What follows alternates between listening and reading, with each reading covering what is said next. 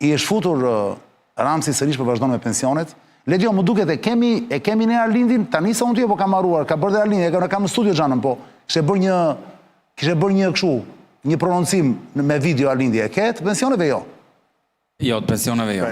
Ta ka marruar, e kemi Arlindin në studio, s'ka problem. E di si ndodhë, kujtojemi ne njërë, pastaj la përgjigjet. Vazhdon rivaliteti, Arlindi. Kujtojemi ne gjithmonë para. E bërë ti para. Pa tjetër. Dhe i sot kishe dalë më duke flisër e pensionet. E kemi bërë protest para një 10 ditësh me pensionistët. Jo, pensionistët di. Rama ka dalë në bas protestës tonë. E di. Një lloj si vjetë. Pa i s'ka këshu, nuk ka skrupuj fare, vlla. Ati a i po e pa që kjo është një gjë që është pike dobët e duhet shfrytzuar, a i ta merë, vlla. S'ka problem fare dhe bëhet vetë autor. Detyra jonë është që ta ngrim si çështje. Ju thoni shqyr të bëhet. Ta ngrim si çështje dhe ta vësh qeverinë në vështirësi në mënyrë që ai ta bëj. Pa i nuk e bën dot tamam. Po ju po ndihmoni Marlin me këtë. Unë se kuptoj pse se linit gabojmë, valla. Shiko. Se atë dëgjova dhe nga ajo statusi jo të kishe bërë, atë dëgjova i the që ndoshta e bën dhe inshallah e bënte. Jo, po nuk e bën. Ja të them çfarë ka bërë Rama për pensionet. Çka ka dalë, ka thënë ai, vetë që shton ju për të kuptuar diferencën. Ka është realitet. Rama ka thënë që prej 1 janarit pensionet urbane do rriten nga 800 lekë në muaj të reja në 1800 lekë të reja, pra 8000 deri në 18000 lekë në muaj nga 1 janari 2026. Njëkohësisht nuk ka thënë asgjë nëse do të ketë bonus fund viti në 2026. Bonusi është një shumë parash që pensionistët marrin për në 10 orë. Nuk është një pension i 13 jo. Kush pensioni 13? Është një pension ku ca marrin 100.000 lekë vjetra, ca marrin 150.000 lekë vjetra në 10 orë. Po. Tani çfarë bën Rama? Do heqi bonusin në 10 orë 2026 dhe atë bonus që ai jep pensionistëve do pjesëtoi për 12 dhe do ja japi çike ka çik nga pak të gjithë. Dhe është mashtruesi atij niveli saqë thot rrita pensioni. Po sigurisht. Pra ka bërë pjesëtimit. Sigur pensionistët merrnin bonus në 2026, do merrnin mesatarisht. Totali, sa do ishte totali, le ta themi. Totali do të ishte, siç ka qenë. Jo, totali i gjithë pensionistëve. Totali do ata do merrnin 100 deri 150.000 lekë për person, po flasim, po. Për person. Po. Sot me rritjen e pensioneve dhe po me heqjen e bonusit do marrin 96.000 lekë për person. Pak shumica e pensionistëve do marrin më pak se bonusi. Shumica e pensionistëve, ata që quhen pensionistë me pension pjesën, pra që nuk kanë vitet e plota të punët siguruara. Nuk kanë 38 vite e 4 muaj. Ka shumë si ata, po. Që janë shumica në Shqipëri. Këta në vitin 2026 do marrin më pak të ardhura se në 2025. Si keni për të llogari ju? Po shumë e thjeshtë burr, sa është pensioni, sa është bonusi, bëj pjesëtimet dhe rezultatin. Pra shumica e pensionistëve do marrin më pak pension 2026 krahasuar me 2025, në Rama ka përfituesin thotë rrita pensionet. Çfarë perlë. Po kupton? Do heqi bonusin e 10 orit të 2026-s gjithmonë. Në këtë vit ka dhënë 2 bonuse, ose dha një para zgjedhjeve elektoralin, do jap edhe një tani në 10 orë. Ju lëshon pulave ju, thënë çik kështu, vetë sa misra. Nuk ka përmend asnjë fjalë për bonuset në vitet e tjera. Pra praktikisht bonusin që e jepte një herë në vit, tashmë të pjesëtuar për 12 do ta japi pak nga pak. Dhe ti thua do i bën më pak. Për shumicën e pensionistëve do jetë më pak. Për ca do jetë 2-3.000 lekë në muaj më shumë, po këtu jemi te 2-3.000 lekë vjetra më shumë rasti më të mirë që është qesharake. Po ku është qesharake? Dhe ky njeri ka guximin të dalë publikisht të ngrej zëri si ku po rrit pensionet. Çfarë më burr? Ti thua ky njeri që është kryeminist dhe që nuk ishte afruar spaku asnjë ditë. Ti ke tjetrin që është në burg, dhe po të shohë statuset që bën, valla. Një njeri që vjen dhe nuk e di, thotë këtë shkretin pse kanë futur valla, shikoj sa i mirë është. Ju dua shumë i thot njerëzve nga burgu ose dha urdhrin e parë ndaj të ndizen dritat e Tiranës, të ndizen këto zbukurimet. Pra po ta vësh re valla, këta luajnë dhe kjo është metodik me se duke të tjetë manuale, që çfarë do që të ndodhi, ti vazhdo, si ku s'ka ndodhë asgjë, sepse ka gjithmonë, shumë njerëz që do hanë karemi, do hanë sapunin për djathtë. Pra kjo është taktike e njohur, Arlin. Natyra e një politike përparimtare është i sqaroj njerëzit. E thotë që ai që duket si djathtë fatë sapun. Dhe këtë po u themi, pensionistëve, punëtorëve, shtresës. Kujdes, është sapun, nuk është djathtë. Është sapun. Pra ky që dele ju thotë, dhe po na ngjit kjo gjë, aq sa Rama, domethënë duket sikur unë bëj një video, ai kujtohet mas 5-6 orës, bën një video para për pensionet. Dhe i ka ashtu e ka të Dhe unë e shoh që do të shoh impaktin në rrjetet sociale. Sa herë unë flas për pensionin, ngjit shumë. Po patjetër më. Sepse e kuptojnë që s'kan lek pensionistët ose s'kan lek për ngrënë bukë. Po ti jetoj vetëm me pensionin e tyre. Pensioni mesatar sot në Shqipëri është 108.000 lekë vjetra, pensioni mesatar. Me 108.000 lekë vjetra ti vdes për bukë. Po të blesh domate, djath, buke, qumësh, nuk të dalin. Po me se rojnë, Marlin? Po nga fëmijët e tyre, mërbur, nga fëmijët e tyre. Është kosto për fëmijët e tyre. Ti thua janë remitancat pra nga... Remitancat për ata që punojnë në Shqipëri, më. Që ju japin lek prindërve. Ata që punojnë në Shqipëri, sidomos familjet e shtresës mesme, që kanë çik më shumë para, se familjet e punëtorëve i hanë të gjithë ato që marrin. Po si e shtyn këta për shkakun që nuk kanë fëmijë të ndihmojnë, Marlin? Se edhe kjo janë rrugë pas, ata që s'kan fëmijë. Jo, që e kanë një shtëpi, po themi, por që kanë këtë pensionin që thua ti, që nuk kanë asnjë fëmijë ti ndihmojë. Si është me kaq pak lek? Janë tmerrë, janë në gjendje gatëurie. Di që je interesuar me stafin tënd për shkakun të dish sa janë të tillë në Shqipëri. Se nuk kemi as shifra këtu më. E matshme, sepse ti mund të gjesh sa pensionist nuk kanë fëmijë fare. Po të gjesh sa pensionist nuk u japin lek fëmijët, se marrëdhënia familjare është informale. Nuk bëhet dot një sondazh thua ti. Se bën dot, a jep ti 100.000 lekë, 200.000 lekë apo 300.000 lekë prindërve në muaj. Qartë. Ama me sa njohun njerëz. Pra këtu rrof solidariteti thua ti. I kalamajët do kishin ne do kishim 500.000 pensionistë në rrugë. Këtu do ishin kloshar të gjithë. Nga 730.000 që janë njerëz që marrin pension sot Shqipëri. 520.000 marrin pension më pak se 200.000 lekë vjetra. 200.000 lekë vjetra është minimumi fare, minimumi jetik i llogaritur është aq, që do thot, po mos kemi solidaritet familjar, 520.000 pensionistë do e kishte sot rrugë, shtrin rrugë, do e shtrish dorën, më kupton? Rrov solidariteti familjar, që kemi me qëra fjala, ti dhe lëvizja jote, duke qenë se keni një, se thuash, një vizion të majt, social-demokrat që thua dhe vetë kështu. Je për një skem private pensionesh? Jo. Fare? Po jo, ajo mund të jetë shoqëruse, domethënë mund të jetë skem. Nuk thash ti jetë vetëm ajo, jo. Alternativë. Unë jam kundër, sepse ka vende të botës që skemën private kanë bërë detyrueshme. Kanë shkatruar skemën publike, Kili i parë në kohën e Pinochetit, dhe kanë vënë me detyrim skemën private. Skema private ka dy probleme. E para një, pensionistët sot ngelen qiell të hapur. Sepse logjika e skemës publike është që ata që punojnë sot paguajnë për pensionistët që marrin sot. Moment që ata që punojnë sot do paguajnë për veten e tyre në fondin privat, këta pensionistët nuk ka më kush i mban. Qartë. Këta ngelen rrugëve, pra ky është problemi i parë. Jo, po të jetë ajo, po të ketë dhe një alternativë tjetër. E kemi, si skem vullnetare e kemi. Pra ti kur ministër nuk do ta pengoje këtë gjë. E kemi skemat, janë skema vullnetare mbështetëse. Pra ti, unë pasi paguaj detyrimet e mia në skemën publike, unë kam lirinë që një shtesë ta hedh në skemën private dhe kjo është krejt normale. Çështja është kur kjo bëhet me detyrim, kanë ca vende të botës, dhe kjo ka dy probleme. Pensionistët e sotëm praktikisht kolapsojnë, e dyta, problemi i skemave private është që mund të falimentojnë. E po falimentoj ajo pasaj në rastin e krize financiare, siç ka ndodhur 2008 në Shtetet e Bashkuara të Amerikës, ti pasaj gjitha kursimet e jetës tënde mbete pa pension. Nëse ti ke vetëm një skem private pensionesh ku der të ardhurat e tua dhe kjo skem private pensionesh bën një investim të gabuar, morë në fund gjithë të ardhurat e tua. Pra ti rrezikon pensionin tënd kësaj. Më vin mesazhe më thon, dakord, Arlin, por pse mos kesh liri thotë të jedhësh vetëm tek njëra, pra tek kjo privatja. Unë që s'kam nisur punë akoma, për shembull me rrok, do doja mos i paguaja gjë shteti, këtij lloj shteti ai dut. Dhe shumë të tjerë si puna ime, mendoj se shteti është ineficient. Kjo është padrejti. Mendoj se shteti është ineficient thotë. Një sekond. Pensionisti sotëm ka paguar dje ku ishte punëtor. Kupton? Nëse nuk paguan punëtori sotëm, kemi padrejti mes brezave. Pra pensionisti sotëm ka paguar gjithë jetën dhe sot merr pension. Po nuk pagoi punëtori sot, ose i vetë punësuari sot, ose sipërmarrësi sot. Këta pensionistë nuk kanë asgjë praktikisht, nuk kanë asgjë. Pashtu ti thuash 700.000 vetëve për hatër të brezave të ardhshëm, ju do keni pension deri në vdekje. Kush guxon ta bëj këtë gjë? Ose do keni një 40.000 lekë, 50.000 lekë vjetër si biçim ndihme ekonomike. Ose harron jemi dhe i vënë shumë i varfër. Ne me këtë skemë kemi pensionet e ulta. Lere më të heqë solidaritetin mes brezave. Qartë. Ktu pastaj merr fund gjithçka. Miku tani, e shikon, e kisha një gjë tjetër që është, po miku. Miku. Nëse. Po, do thosh këtë, si ka mundësi, janë 700.000, sa pensionistë votojnë, Alin, digje? Këtu nuk ka statistika për skemi. Drejt, nuk ka statistika se... Është një vend errësirë total, në çdo vend tjetër normal të Evropës, i ke me detaje. Nuk ka. Nuk ka pra me grup mosha, i ke të gjitha me detaje. Ne nuk e dim sot se cilët njerëz, cilat shtresa, jo individ, po cilat shtresa kanë votuar për lëvizjen bashkë. Nuk e dim, se nuk ka një studim. Kur bëhen exit pollet, nuk pyet ai përveç se kë ke votuar, nëpër botë pyetet edhe kë ke votuar herën e kaluar, çfarë moshe ke, çfarë profesioni, sa shtresë shoqërore i përket. Në mënyrë që ti të kuptosh, të kesh një raport racional me shoqërinë. Tu s'ke asgjë. Kështu që askush nuk e di kush voton kë. Është legjenda ajo pastaj që pensionistët votojnë Ramën. Si arritëm të përfundim? Nuk ka një studim për këtë gjë. Nuk ka një studim, si arrim në përfundimin që pensionistët votojnë Ramën. Në fakt është ky perceptim. Është perceptimi. Si ka mundësi? Edhe unë e kam dëgjuar, dakor, por nuk ka asnjë studim që ta thotë të gjë.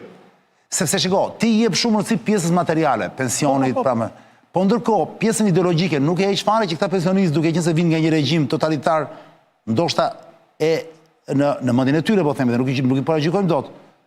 Ju duket Ramë se një lloj enveri i dytë, po sigurisht më liberal se nuk i fut në burg etj. Se bëhet e rëndësishme kur ti e ke mbushur barkun me bukë. Pra në momentin se ke mbushur barkun me bukë, për ty ka shumë rëndësi ajo çfarë partitë premtojnë. Tani, mjeshtria e Ramës është që ky arrin ende të manipulojë me këto gjëra që thot. Çfarë bën? Pjeston bonusin dhe thot rritje pensioni. Tani, sa ti ta kuptosh të vërtetën kushtet pa barabarta të komunikimit mediatik, as do të shohësh faqen time për ta shpjeguar dikush. Mua nuk më lë njëri që këto ide ti jap në televizionet e mëdha kombëtare. Po kupton? Nuk më fton njëri për shembull 2-3 televizionet më të mëdha kombëtare që unë t'i them këto gjëra. Okej. Emisioni yt ka audiencë serioze. Që zot thos ato kanë më shumë audiencë se këto televizionet. Emisioni yt ka audiencë serioze, por flas në edicionin e lajmeve për shembull. Nuk dalin këto ide. Nuk dalin këto ide. Shumica e njerëzve shef lajmet. Qartë. Dhe këto ide në lajme nuk dalin. Sepse ka censur, është kontroll i papare, vërtet. Kontributet sot me çmimet e nesërme nuk do jenë ku në proporcion të drejtë, më vjen mesazh tjetër. Është vërtet kjo apo jo? Kontributet sot me çmimet e nesërme nuk do jenë ku në proporcion të drejtë. Po e vërtet është kjo. Po problemi është që skemat private ti marrin kontributet sot dhe nga që investojnë dhe nxjerrin fitim teorikisht, kjo gjë do ta shmangte këtë problemi që thua ti. Jo, problemi skema private janë dy. E para, këta që janë pensionistë sot thjesht vdesin, social dhe ekonomik fjalës, dhe e dyta e problemi skema private është që janë të falimentueshme. Shteti nuk falimenton, këtë të mirë ka. Ose falimenton shumë rrallë. Falimenton për atë punë. Po shumë rrallë. Ndryshe nga një kompani private, që mas 5 vjetësh mund mos e kesh fare, ti nuk thua do shtetin shqiptar s'do e kemi mas 5 vjetësh. Pra shteti ka një besueshmëri shumë të lartë. Kjo është arsyeja pse dhe Shtetet e Bashkuara të Amerikës kanë ende skemën publike parsore. Vendet më të mëdha të Bashkimit Evropian kanë ende skemën e Bismarckut. Pra flasim për shekullin 19, në Gjermani se atëherë është eksperimentuar për herë të parë dhe është skema me gjithë problemet që ka. Sepse edhe skema publike varet shumë nga raportet moshore në popullsi. Në Francë është nami, varet nga produktiviteti i ekonomisë. Rregull? Po prap krahasimisht është më e qëndrueshme se çdo eksperiment tjetër. Kot me qira fjara tani se më pëlqen të ndaj me ty pasere, se thuash, gjeografi të ndryshme për të kuptuar Arlindin çdo bënte atje dhe si sillet tu. Se jemi në fund të emisionit. Në Francë po bëhet nami, nuk po të krijohen dot qeverisë, sepse asnjë nuk ka shumicën etj. Dhe po mundojnë të bëjnë qeveri që vazhdojnë nga 2-3 muaj dhe bien. Te kjo qeveri e fundit që është Britanisë, po të futët detaje, socialistët që kanë një numër të vogël deputetësh në parlament atje, arritën të kushtëzojnë qeverinë e një tipi që është i majtë edhe pse thotë jam i qendrës etj, por nuk ka rëndësi, që të pezullojnë reformën e pensioneve, që kishte kaluar 2 vjet më parë, i cili detyronte francezët të dilnin pension në moshën 64 vjeç, më duket. Siç e kemi ne. Bravo. Ne na e ka veshur Erion Veliaj me Edi Ramën të 2014. Bravo. Ndërkohë serisët vun kushtin dhe e kthyen në moshën 61, më duket, 60 gjë tillë. Ti vet në Shqipëri, në çfarë moshë mendon se duhet dalin njerëzit në pension? Ti si i majtë që je? Unë mendoj që duhet. Se për shembull në Gjermani dalin 67, në gjitha vendet e Franca bën përjashtim. Unë mendoj që duhet ulur. Duhet ulur akoma thua ti. Është rritur në Shqipëri. Nga 2014 është rritur. Po ti thua duhet ulur. Po duhet të ulet disi, sepse mos harro diçka. Grob më e madhe do ishte sigurimet në Zurinë. Varet shumë do bëj grob më e madhe. Tjera që duhen marrë. Në Shqipëri për shembull vazhdon informaliteti, gjysma e njerëzve që punojnë qartë. E kupton, nuk janë siguruar. Që ka shumë gjëra që duhen bërë paraprakisht pa të mendosh rritjen e moshës pensionit. Këta ustallarët e korrupsionit i bien shkurt, thonë, rrishi mosën e pensionit dhe kështu e sigurohet. Qartë. Ka dhe një problem tjetër në Shqipëri. Në Shqipëri njerëzit vdesin herët. Nuk kemi në atë nivel mirëqenie dhe kujdesin shëndetësor si në vende si Italia apo Franca, që ai thot prisin vetë se ju po jetoni nga 80 ca vjeç, nuk mund dilni 60 vjeç pension sepse jeni 20 ca vite, 25 vite që gëzoni pension. Në Shqipëri sidomos njerëzit e varfër vdesin shumë shpejt dhe nuk e gëzojnë. Unë kemi raste minatorëve, se protestojnë shpesh me minatorët, duan statusin e tyre, qeveria thotë jo thotë, do e keni pension e plot do e merrni si gjithë pensionistët e tjerë 65 vjeç, ndërkohë që minatori ka vdekur ndërkohë. Nuk e arrin 65. Shumica e minatorëve nuk e arrin 65 vjeç, sepse janë të helmuar nga nën toka. Dhe ky thotë prisni. Prisni se një ditë do merrni atë shtesën e pensionit kur mos jeni më. Kishte edhe një status interesant shumë për flisje për kancerin. Po. Që e dëgjova. Ka dalë Rama sot, thotë do shtoj Milasit e e dëgjova, po. Drejqit e Haj ka 13 vite në pushtet, tani u kujtua, dhe dyta, cilat janë shkaqet që njerëzit po smuren ka shumë e kancer. Pse nuk flet njëri për to? Pse nuk flet njëri për ndotin e ajrit, për ndotin e ujit, për ndotin e ushqimeve, për mungesën e parqeve, për ndërtimet pa kriter. Se këto janë shkaqet që e bën njëri të ri në mosh të vuaj nga kanceri. Për shkaqet nuk flet njëri. Sepse po të flitet për shkaqe, do shkojmë dhe sistemi ekonomik fuqi, oligarkia, tek interesat e politikanëve të korruptuar. Do të thënë që janë dhe njerëzit pa ndjeshëm tani, njerëzit e thjeshtë Arlin, se po të ishin ndjeshëm do kishin reaguar drejtari. Ke pas se ndodh në vende të tjera. Janë aq të vlodhur, të varfër, janë djegur her pas here nga politika, sa që një pjesë prej tyre janë bërë pesimistë dhe dorëzuar. Dhe prandaj është detyra jonë, ti themi ka shpresë. Ka shpresë. Pra ti këtë nuk e quan pikë të, si thua, të dobët, e quan si pikë të fortë dhe dobësinë e njerëzve. Mendojnë që mund të jesh atje për ta mbushur këtë vakum. Po, edhe njëherë, sigurisht është problem dëshpërimi apo pesimizmi. Se duhet punë trefishe, kupton? Duhet punë trefishe. Kjo tregon që shumë njerëz e kanë humbur besimin tek ata që janë pushtet. Dakor, dikush mund të thotë ka humbur besimin fare te politika, por prapë është më lehtë punosh me njerëz që kanë humbur besimin tek partitë e vjetra ose edhe te politika për treguar që ne jemi krejtësisht ndryshe, se sa po të kesh përballë fanatik. Fatmirësisht Shqipëri nuk ka më masivisht fanatik partive të vjetra, nuk ka më. Në vitet 90 unë mbaj mend kushurinë e mi, daja, tezet, hallat, që zgjesh me njëri tjetrin në politik, në për dasma dhe në për sebebe familjare. Sot nuk ndodh më kjo gjë. Pra nuk ka fanatizëm politik. Ka dorëzim, po jo fanatizëm. Bëra një llogari, Arin, para se të vije ti, para se takoheshim sot për në emision, bëra një llogari, thashë vetë, ore, po ti marrin ti mbledhin gjithë to votat që kanë marrë partitë jashtë, po themi, establishmentit. Dhe mblodha votat tuaja, në zgjedhjet e fundit po marrëm, mblodha votat tuaja, mblodha votat e Tiklapaj, mblodha votat e Agron Sheajt, dhe gjitha bashkë dhe me këto partitë e vogla që gjitha bashkë nuk shkojnë më shumë se 150.000. Dhe bëra një llogari, thashë vetë një sekondë vëlla, shqiptarët këtu në Shqipëri në zgjedhje politike votojnë rreth 1,5 milion njerëz apo jo. Dakor? Vetëm 10% janë kundër establishmentit. 10%. Unë ta bëra grosso modo, ta mbylla, kështu nuk jam me shpak, se po ta krahasoj me 4 vite më parë, do të thënë 1 apo 2%. E pra, kjo që pyetja ime pra. Kjo është shoqëria po ecën. Ti thua tani ritmi, më duhet ritmi i rritjes mua. Po qofse ritmi ka shkuar nga në 2021 ka qenë 1 apo 2%, në 2025-ën është diku te 10%. Që thot kemi 5 fishim në rastin më të mirë? Është 5 fishim, po. Po ta marrim si shumëzim. Dhe ti këtë e shef me të njëjtën me optimizëm. E shef me optimizëm. E shoh në përditshmëri, ma e shoh tek reagimi. Atë e kuptova, po flas nga zgjedhja në zgjedhje. Po sepse është e dukshme, nga 1-2% në 10%. Dhe kjo është ajo që e fut në krizë sistemin politik. Arjan, mos harro diçka. Le të bëjmë një krahasim historik. E zëm se nuk jemi 2025-ën, por jemi... Ajtë projektojmë të ardhmen. Jo. Oke, do ikim kaluar, ndakor. Ky sistem aktual politiko-ekonomik Shqipëri ka diku tek 35 vite, 34-35 vite jetë gjatësi. Le ta quajmë 35 vite, nisim nga dhjetori 90. Nga duar, s'ka rrugë. 35 vite. Tani, pikë e nisjes vendosim 144. 144 plus 35 i bie 1979, mos gaboj. Paka shumë, po. Unë jam keq me shifrat, po të shënë si ka.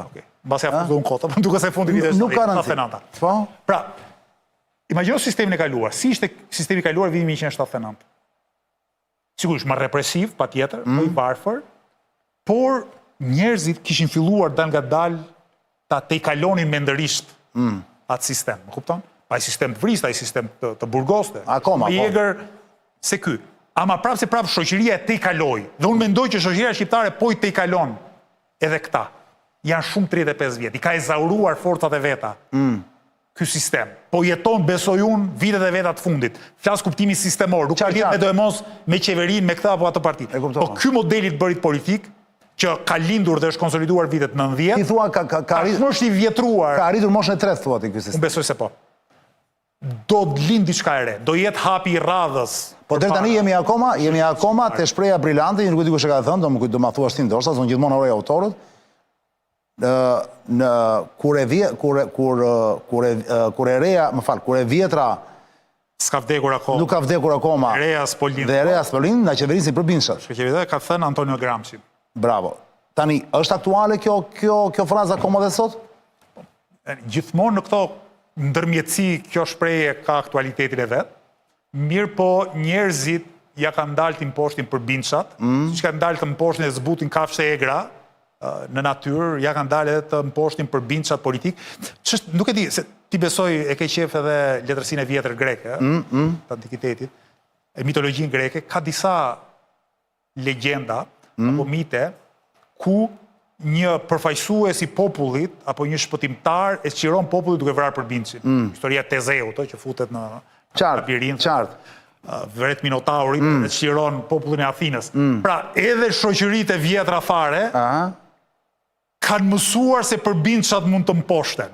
Sigurisht, e kanë shprehur këtë në termat mitologjisë, legendave të letërsisë. Pra, mesazhi politik ky është, që njerëzit e bashkuar nga njëherë mendimin e herojve, për edhe heroj nuk është gjithëve se njeri i zakonshëm që një mas njerëz e shtyn përpara, arrin të imposhtin për binçat. E kemi dhe ne në mitologjinë tonë këtë gjë, por për binçat janë të mundshëm. Vjen një mesazh që më thot Arlind, na thuhet lutem cila do jetë rënia e murit e kohës tonë që të bjerë ky sistem. Ç'kuptim rënia e murit? Po pra, se në 89 era muri që era komunizmi këtu apo jo. Si e parashikon ti, cila do jetë rënia e murit tani? Në këtë moment që jemi ne. Mund të jetë dy mënyra. Mund të jetë kjo mënyra radikale, versioni Nepal, po themi, ku masat gjera shoqërore të rinj rreth parë. Ti beson këtë? Po është u tentua, është tentuar disa herë në Shqipëri kjo gjë, nga shoqëria vet. Jo, po them, armët kimike, protesta studentëve, protestat e të rinjve. Kjo ndodh ku shoqëria është vërtet nuk ka asnjë mundësi për të mbijetuar. Ekonomikisht ndodh kjo. Jo detyrimisht, edhe atëherë kur pritshmëritë janë shumë më të larta se sa gjendja. Ka teori që thonë që varfëria ekstreme nuk është shumë pjellore për rezistencë, njeriu bëhet thellësisht i dëshpëruar. Rasti konkret. Tu si jemi? Se këtu është, shiko, këtu janë paratë e drogës që rishpërndahen në një farë mënyrë, Mirë po, mos harro diçka. Kërkesat e shoqërisë janë në rritje. Ajo çfarë jep ky sistem qeveritar dhe politik është shumë modeste. Nuk i përgjigjet dot. Nuk i përgjigjet thua ti. Dhe vjen një moment që shoqëria ose shpërthen kështu në rrugë, rastin e Palit ose vendet e tjera, ose zgjedh shtegun elektoral. Që voton mbi fjalën një parti si Lvizja Bashkë që bën atë thyrjen e madhe që është versioni i Kosovës, ëh. Qartë. Një parti si Vetëvendosja arriti të transformojë. Që mund të jesh ti, që mund të jeni ju. Pse jo? Para se të ikim Arlind, dhe do të falenderoj dhe gjithë dynjan që ka skanuar atë katrorin atje, atë QR kodin, dhe ka filluar të shkruajë mesazhe, të bëhet interaktiv në emision. Kështu ka qenë në fakt emisioni Zonë e Ri që ka nisur, që në vitet e para 2003 kemi 23 vjet që komunikojmë me publikun. Bine, duhet thënë që po mbi t'i them vetë pasere se nga ndonjëherë këto detaje nuk i thot njeri. Ne jemi të parë që kemi shpikur leximin e mesazheve të njerëzve në emision, pas se kanë filluar tjerët më vonë. Që kemi bërë, e kemi afruar me publikun. Arlind, para se të iresh, do isha shumë kurios, pak minuta, nuk do të mbaj shumë. Ledio ka gati tani një video ku flet kryetari i sapo zgjedhur i Bashkisë New Yorkut, një qytet bashkë me rrethinat që arrinte 20 milion banorë, mos gaboj. Dhe ku ai thot, përveç tjerave, unë jam musliman, unë jam socialist. Dhe që i në një familje është një lloj sfide që i bën Trumpit. Do desha mendimin tënd lidhur me Mamdani dhe a mendon Arlind Qori sonte live në studio që Mamdani është një model frymëzimi për lëvizjen bashkë. Le të shikojmë Mamdani dhe kthehemi në studio për disa minuta para se ta mbyllim. Jepi Ledio. I am Muslim. I am a democratic socialist. And most damning of all, I refuse to apologize for any of this. Duhet thënë që e mërziti shumë dhe Trumpin, ne ka mërzitur gjithë të djathtë atje. E dini që ky do, se thuaç deri para 18 muaj nuk e njihte njeri, ë. Po e dini ne prisin nga sondazhi do fitonte. Çfarë thot për ty Arlind Mamdani? Si e ka emrin se harroj gjithmonë? Zohran. Po. Duhet thënë që ky është me origjinë familje e tij nga India, musliman, dhe është Partia Demokratike, mos e kam kuptuar kur, është një fraksion i Partisë Demokratike që janë më të majtë se sa se duhet të them edhe ngjashmëritë për dhe dallimet. Patjetër, po më thua një ngjashmëri pas dallimet me pika. Por se zgjatur shumë. Lufta ndaj oligarkisë ekonomike? Një. Pikë ngjashme, po, pikë përbashkë. Politika nga poshtë, jo vetëm ndaj oligarkisë ekonomike, por ndaj establishmentit vjetër politik. Politika nga poshtë me aktivizëm, me njerëz që u bien dyerve. Çështje si jetueshmëria, përballoshmëria e jetesës. Ka qenë kryefjala e fushatës Mamdanit, është kryefjala e disa fushatave që ne kemi bërë në Tiranë. edhe në Shqipëri, po edhe guximi pastaj për të prekur çështje. Një gjë që mua më ka bërë përshtypje, është guximi që Mamdani edhe kjo pjesë e demokratëve në SBA kanë patur për të solidarizuar me popullin e Gazës. Të njëjtën gjë që Lëvizja Bashkë ka bërë disa herë. E pash dhe Redi Muçi sot kishte një postim. E vërtetë, sepse kishte një postim në një event izraelit, më duket se çai ishte një deputet të partive të ndryshme në Shqipëri, PS, PD dhe Partia ishin bërë pjesë e një quhet Aleanca për Izraelin. Po. Edhe Redi Muçi në një mënyrë thoshte deri këtu kemi arritur, pra ishte kulpi madh se shteti izraeli është me kritikë gjithanshme për vrasje masive, për genocid, për shkelje të drejtave të njerëzit në Palestinë dhe ta shpërfillësh të gjë është e rëndë. E dyta, me sa kuptova unë nga politika e kësaj organizate, aty po të bëhesh e pjesë ti duhet ndryshoj dhe politikën e jashtme të shtetit shqiptar. Se bëj fjalë, shteti shqiptar sot kërkon që çështja midis Izraelit dhe Palestinës të zgjihet me negociata. Ky forum ku diun çfarë ishte, thoshte që s'ka nevojë për negociata. E vendosin vetë izraelitët çfarë do bëhet me palestinezët. Dhe e dyta, kërkon që Jeruzalemi të jetë kryeqyteti i Izraelit, ndërkohë që shteti shqiptar ende i qëndron politikës disa dekadash që fati i Jeruzalemit do përcaktohet nga negociata mes palëve. S'mund të jetë kryeqytet kështu de jure aktualisht asë njërës asë tjetës palë. Pra ka edhe ndryshime radikale në politikën e drejtanishme të jashtme shtetit shqiptar, ama çu i drish janë bashkuar njërës që shahen gjithë ditën, aty buzëqeshtin. Dhe i pash disa deputet po. Ky është të rikthyer te Mamdani. Te Mamdani. Tani unë dua të theksoj një I barove pikat e përbashkëta? Raporti me oligarkin me foto e parë politik. Po, e kuptova. Foto e parë që bëri Mamdani, foto e parë. Një nga foto e parë që hodhi në rrjet. Ose nuk hodhi Mamdani, ka hedhur personi tjetër, ti e di që ishte Alex Sorosi apo jo? $30 milion pasuri e Sorosit. Unë s'kam, unë nuk mendoj. Oligarkër Sorosi, oligarkër. Unë nuk mendoj asgjë pozitive për Sorosin, si për gjithë miliarderët. E kanë vjanën, mos është thjesht retorik marrnin e Mamdanit këtë gjë. Se në fakt kush e ka sponsorizuar? Nuk e di. Jo, më ishin bashkë të dy. Dakor, por nuk e di a ka kontribuar apo sa ka kontribuar ai në fushatën e Mamdanit, këtë nuk e di, nuk jam informuar, po të siguroj që ne këtu në Shqipëri kemi distancë nga të gjithë miliarderët. Atëre nuk mund të jetë, atëre nuk është pikë e ngjashme kjo. Prandaj po them ka dhe dallime. Jo, po thesha tek dallime. Oligarkët i the ti, e the si pikë përbashkët. Okej, pra, po nuk di të them nëse ajo foto është edhe treguesi politikës Mamdanit apo është një gjë, ku di unë, e bërë pa u menduar shumë gjatë. Nuk di ta them këtë gjë dhe konjunkturat politike në Amerikë ndryshojnë shumë. Siç më thot një mesazh. Financuesi numër 1 demokratëve thot Sorosi, është sikur të marrë Arlindi lek thot nga një super financier spekulant ndërkombëtar thot. Ja, pa tani këtu do dalim tek dallimi. Eliminon bashkëpunimin me çdo parti thot. Atëherë, këtu do dalim te dallimet. Zoran Mamdani është kandidat i Partisë Demokrate në SBA. Pra, partitë në SBA, Demokratë dhe Republikanët bëjnë primare, të vërteta, do thotë edhe njëri që vjen nga rruga, mund të bëhet kandidat dhe ta detyroj partinë ta kandidojë. Sigurisht. Dhe Mamdani sfidoi Demokratët dhe fitoi kundër kandidatit që elita e Partisë Demokrate mbështeste. E mundi atë, madje deri ditën e zgjedhjeve një pjesë të politikanëve të rëndësishëm të Partisë Demokrate SBA refuzonin ta mbështesnin. Përveç Obamas, më duket? Ata dolën nga fundi, po në fillim ishin të gjithë kundra, pastaj kur e panë që ky po merrte shumë fuqi. Normal. Për sy e faqe thanë, jemi dhe ne me ty. Ishte një çak Schumer, më duket ky refuzoi dhe ditën e fundit thotë, unë do votoj për Mamdanin. Ishte qytetari i New Yorkut dhe pyetën për këtë do votoj, tha vota është sekrete. Po ky ishte kandidati i partisë vet, po kupton? Qartë. Cuomoja që ishte i përkrahur i establishmentit demokrat, humbi. Pra ky është njëri dallim midis. Unë nuk mund t'isha kur kandidati PS-s apo PD-s për mënyrën si funksionon këto parti. Jo vetëm për qëndrimet e mia, po dhe për mënyrën se si në ato parti nuk ka jetë demokratike. Pra ti nuk mund të mendosh sot i kandidat që është kundra Ramës në PS, apo i kandidat që është kundra Berishës në PD. Kjo është e pamendueshme në Shqipëri. Patjetër. Kështu që diferenca midis nesh është. Tjetra, nganjëherë New York është qytet shumë i madh dhe me potenciale të mëdha ekonomike, saqë unë besoj që Mamdani ka edhe luksin të premtojë gjëra që ne në Shqipëri nuk i premtojmë dot. Që mua më duken pak nafas shkurtër të paarritshme. Për shembull, transport publik falas. Unë s'kam guximin ta them këtë gjë në Tiranë. Unë them po, transport publik ku shtresat nevojë të jenë falas, më gjerë, po transport publik shpejt dhe cilësor. Ama atë 400 lekë që mendoj duhet vazhduar të paguhet. Nuk kemi New York që themi kemi aq shumë para sa që. Po edhe ai nuk ka për ta bërë dot 100%. Shohim, nuk e di.